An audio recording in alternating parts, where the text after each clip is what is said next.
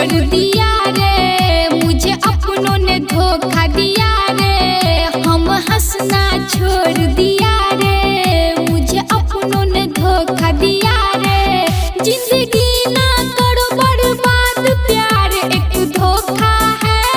हाँ, दिल मत लगाना है यार, जवानी अनोखा है।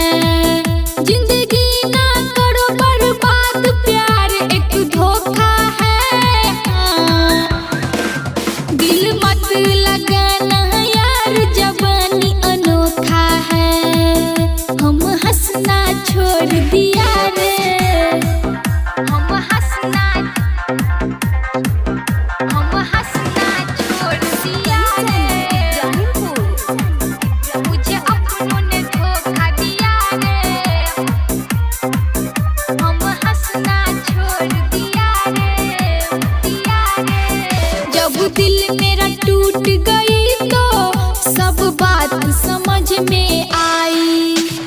प्यार है एक बर्बादी, पैसों पे होने लगी, पैसों पे होने लगी। जब दिल मेरा टूट गई तो सब बात समझ में आई।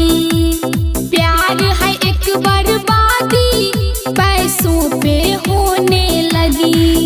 हम रोते हैं ओ चैन से रात में सोता है। हाँ, दिल मत लगाना यार, प्यार एक धोखा है। हम रोते हैं ओ चैन से रात में सोता है। हाँ, दिल मत लगाना यार, प्यार एक धोखा है। हम हंसना छोड़ दिया रे, हम हंसना छोड़ दिया रे। मुझे अपनों ने धोखा दिया रे, हम हंसना छोड़ दिया रे। कहते हैं संत सबरिया, मतलब का है ये दुनिया।